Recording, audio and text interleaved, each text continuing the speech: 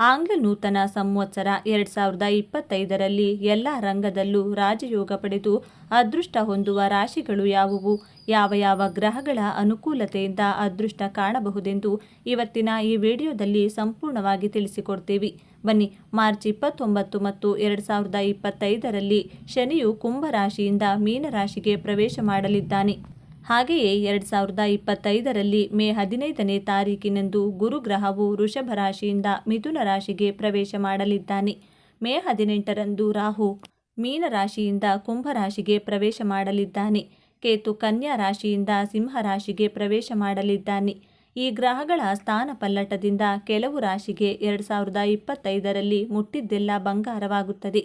ಅದೃಷ್ಟ ಪಡೆಯುವ ರಾಶಿಗಳಲ್ಲಿ ಮೊಟ್ಟ ಮೊದಲ ರಾಶಿ ವೃಷಭ ರಾಶಿ. ಇದಕ್ಕೆ ಕಾರಣ ಏನೆಂದರೆ, ಶನಿಯು ವೃಷಭ ರಾಶಿಗೆ 2025ರಲ್ಲಿ ಲಾಭ ಸ್ಥಾನದಲ್ಲಿ ಸಂಚಾರ ಮಾಡಲಿದ್ದಾನೆ.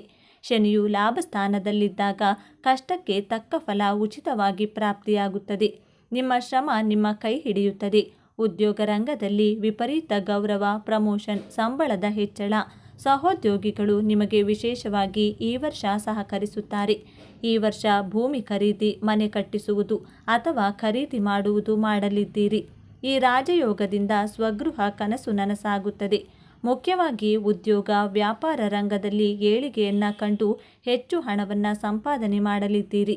10ನೇ ಮನೆಯಲ್ಲಿ ರಾಹು ಇದ್ದಾಗ ವಿದೇಶಯಾನದ ಕನಸು ನನಸಾಗುತ್ತದೆ. ವಿದೇಶದಲ್ಲಿ ಕೆಲಸ ಮಾಡುವ ಕನಸಿದ್ರೆ, ಅಲ್ಲಿ ಓದುವಂತಹ ಕನಸಿದ್ರೆ ನನಸಾಗುತ್ತದೆ.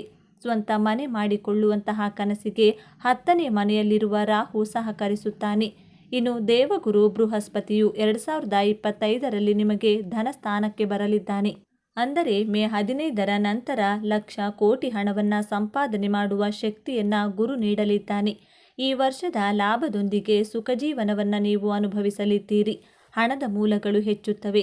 ಎಲ್ಲ ಮೂಲೆಯಿಂದ ಹಣ ಬರಲು ಆರಂಭವಾಗುತ್ತದೆ. ಕುಟುಂಬದಲ್ಲಿ ಗೌರವ ಹೆಚ್ಚಾಗುತ್ತದೆ. ಕುಟುಂಬದಲ್ಲಿ ಸುಖಜೀವನವನ್ನು ನೀವು ನೋಡಲಿದ್ದೀರಿ. 3 ಗ್ರಹಗಳ ವಿಶೇಷ ಬಲ ಈ ವರ್ಷ ನಿಮಗಿರಲಿದೆ. ಇನ್ನು 2025ರಲ್ಲಿ ರಾಜಯೋಗ ಹೊಂದುವಂತಹ 2ನೇ ರಾಶಿ ತುಲಾ ರಾಶಿ. ಇದಕ್ಕೆ ಕಾರಣ ಏನೆಂದರೆ, ಮಾರ್ಚ್ ತಿಂಗಳಿನಲ್ಲಿ ಶನಿಯು ಕುಂಭ ರಾಶಿಯಿಂದ ಮೀನ ರಾಶಿಗೆ ಪ್ರವೇಶಿಸಿದ ನಂತರ ತುಲಾ ರಾಶಿಗೆ ಶನಿಯು 6ನೇ ಮನೆಯಲ್ಲಿ ಸಂಚಾರ ಮಾಡಲು ಶುರು ಮಾಡುತ್ತಾನೆ. ಇದರಿಂದ ತುಲಾ ರಾಶಿಯವರಿಗೆ ಇದ್ದ ಅನಾರೋಗ್ಯದ ಸಮಸ್ಯೆಗಳು ದೂರವಾಗುತ್ತೆ. ಮಾರ್ಚ್ ತಿಂಗಳಿನ ನಂತರ ಶತ್ರು ಬಾಧೆಗಳು ಇಲ್ಲದಂತಾಗುತ್ತದೆ. ಋಣ ಬಾಧೆಗಳು ಕಳೆಯುತ್ತಾ ಬರುತ್ತದೆ.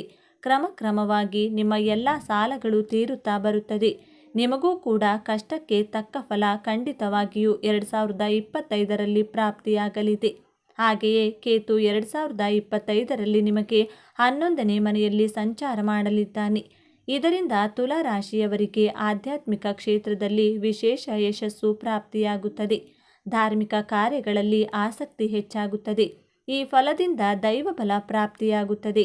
ಇದರಿಂದ ಮಣ್ಣು ಮುಟ್ಟಿದರೂ ಚಿನ್ನವಾಗುವಂತಹ ಅದೃಷ್ಟದ ಕಾಲ ನಿಮಗೆ ಆರಂಭವಾಗಲಿದೆ. ಇನ್ನು ಗುರು 2025ರಲ್ಲಿ ತುಲಾ ರಾಶಿಗೆ 9ನೇ ಮನೆಯಲ್ಲಿ ಸಂಚರಿಸುತ್ತಾನೆ. ಭಾಗ್ಯದಲ್ಲಿ ಗುರು ಇದ್ದಾನೆ ಅಂದರೆ ಪೂರ್ವಜನ್ಮದ ಪುಣ್ಯವನ್ನು ನೀವು ಪಡೆಯಲಿದ್ದೀರಿ ಎಂದರ್ಥ. ಇದರಿಂದ ಎಲ್ಲ ರಂಗದಲ್ಲೂ ಏಳಿಗೆ, ಕೈತುಂಬ ಹಣ ಸಂಪಾದನೆ, ಅಖಂಡ ಯಶಸ್ಸು ನಿಮ್ಮದಾಗುತ್ತದೆ. ಬೇಡವೆಂದರೂ ನನ್ನ ಲಾಭ ಭಾಗ್ಯದಲ್ಲಿ ಗುರು ಸಂಚಾರ ಫಲದಿಂದ ಉದ್ಯೋಗ, ವಿದ್ಯೆ, ವ್ಯಾಪಾರದಲ್ಲಿ ಅತ್ಯುನ್ನತ ಮಟ್ಟಕ್ಕೆ ನೀವು ಏರಲಿದ್ದೀರಿ.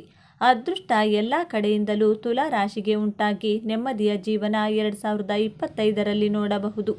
ಮಾರ್ಚ್ ನಂತರ ಶನಿಯು ಒಳಿತನ್ನೇ ಮಾಡುತ್ತಾನೆ. ಮೇ ತಿಂಗಳಿನಿಂದ ಗುರು ಅನುಗ್ರಹಿಸುತ್ತಾನೆ. ಮೇ ತಿಂಗಳಿನಿಂದ ಕೇತು ಕೂಡ ಅನುಗ್ರಹಿಸಿ ವಿಶೇಷ ಫಲಗಳನ್ನು ನೀಡುತ್ತಾನೆ. ಇದರಿಂದ 3 ಗ್ರಹಗಳ ವಿಶೇಷ ಬಲದಿಂದ ತುಲಾ ರಾಶಿಗೆ ಸರ್ವವೂ ಜಯವಾಗುತ್ತದೆ. ಇನ್ನು 2025ರಲ್ಲಿ ರಾಜಯೋಗ ಪಡೆಯುವಂತಹ 3ನೆಯ ರಾಶಿ ಎಂದರೆ ಅದು ಧನಸ್ಸು ರಾಶಿ. ಧನಸ್ಸು ರಾಶಿಗೆ ಗುರುಗ್ರಹವು 7ಮ ಸ್ಥಾನದಲ್ಲಿ ಸಂಚಾರ ಮಾಡಲಿದ್ದಾನೆ. ಇದರಿಂದ ಧನಸ್ಸು ರಾಶಿಯವರಿಗೆ ಗುರುಬಲದಿಂದ ಮದುವೆ ಆಗದವರಿಗೆ ಮದುವೆ ಭಾಗ್ಯ ಕೂಡಿ ಬರಲಿದೆ. ದಂಪತಿಗಳ ನಡುವೆ ಇದ್ದಂತಹ ಎಲ್ಲ ವಿವಿಧವಾದಂತಹ ಮನಸ್ತಾಪಗಳು ದೂರವಾಗಿ ಪ್ರೀತಿ ಹಾಗೂ ನಂಬಿಕೆ ಹೆಚ್ಚಾಗುತ್ತದೆ. ಹಣಕಾಸಿನ ಎಲ್ಲ ಅಡೆತಡೆಗಳು ಈ ವರ್ಷ ದೂರವಾಗಿ ಅನೇಕ ವಿಧವಾಗಿ ಧನಲಾಭವನ್ನು ಕೂಡ ನೀವು ಕಾಣಲಿದ್ದೀರಿ. ಯಾರೊಂದಿಗಾದರೂ ಕೈಜೋಡಿಸಿ ಪಾರ್ಟ್ನರ್ಶಿಪ್ ವ್ಯವಹಾರ ನಡೆಸುತ್ತಿದ್ದರೆ ಅದರಿಂದಲೂ ಕೂಡ ವಿಶೇಷ ಯಶಸ್ಸನ್ನು ನೀವು ಕಾಣಲಿದ್ದೀರಿ. 2025 ಮೇ ತಿಂಗಳಿನಿಂದ ಧನಸ್ಸು ರಾಶಿಗೆ ರಾಹುಗ್ರಹವು 3ನೇ ಸ್ಥಾನದಲ್ಲಿ ಸಂಚಾರವನ್ನು ಮಾಡಲಿದ್ದಾರೆ. ಇದರಿಂದ ಪ್ರಾಪರ್ಟಿಗಳನ್ನು ಖರೀದಿ ಮಾಡ್ತೀರಾ. ಭೂಮಿ ಆಗಿರಬಹುದು, ಮನೆ ಆಗಿರಬಹುದು, ಜಮೀನು, ಹೀಗೆ ಪ್ರಾಪರ್ಟಿಗಳನ್ನು ಖರೀದಿ ಮಾಡ್ತೀರಾ. ವಿದೇಶಿಯಾನದ ಕನಸು ನನಸಾಗುತ್ತದೆ. ಸಹೋದರ ಸಹೋದರಿಯರಿಂದ ವಿಶೇಷವಾದ ಅನುಕೂಲತೆಗಳು ಉಂಟಾಗುತ್ತದೆ. ಧನಸ್ಸು ರಾಶಿಗೆ 2025ರಲ್ಲಿ ಗುರು ಹಾಗೂ ರಾಹು ಗ್ರಹದ ಫಲದಿಂದ ರಾಜಯೋಗ ಪ್ರಾಪ್ತಿಯಾದರೆ, ವೃಷಭ ಹಾಗೂ ತುಲಾ ರಾಶಿಗೆ 4 ದೊಡ್ಡ ಗ್ರಹಗಳಲ್ಲಿ 3 ದೊಡ್ಡ ಗ್ರಹಗಳ ಅನುಕೂಲತೆಯಿಂದ ವಿಶೇಷವಾದ ಅದೃಷ್ಟ ಪ್ರಾಪ್ತಿಯಾಗುತ್ತದೆ. ಒಟ್ಟಿನಲ್ಲಿ 2025ರಲ್ಲಿ ರಾಜಯೋಗ ಹೊಂದುವಂತಹ 3 ರಾಶಿಗಳು ಯಾವುವೆಂದರೆ ವೃಷಭ ರಾಶಿ, ತುಲಾ ರಾಶಿ ಹಾಗೂ ಧನಸ್ಸು ರಾಶಿ. ನೋಡಿದ್ರಲ್ಲ ವೀಕ್ಷಕರೇ, 2025ರಲ್ಲಿ ಯಾವೆಲ್ಲ ರಾಶಿಗಳಿಗೆ ವಿಶೇಷ ಅದೃಷ್ಟ ಪ್ರಾಪ್ತಿಯಾಗುತ್ತೆ ಅಂತ ಇವತ್ತಿನ ಈ ವಿಡಿಯೋದಲ್ಲಿ ತಿಳಿಸಿಕೊಟ್ಟಿದ್ದೇವೆ. ಹಾಗಾಗಿ ಈ ಮಾಹಿತಿ ನಿಮಗೆ ಇಷ್ಟವಾಗಿದ್ದರೆ ತಪ್ಪದೆ ಈ ವಿಡಿಯೋಗೆ ಒಂದು ಲೈಕ್ ಮಾಡಿ. ನಿಮ್ಮ ಇಷ್ಟ ದೇವರ ಹೆಸರನ್ನು ತಪ್ಪದೆ ನಮ್ಮ ಕಮೆಂಟ್ ಬಾಕ್ಸ್ನಲ್ಲಿ ಕಮೆಂಟ್ ಮಾಡಿ ತಿಳಿಸಿ. ಧನ್ಯವಾದಗಳು.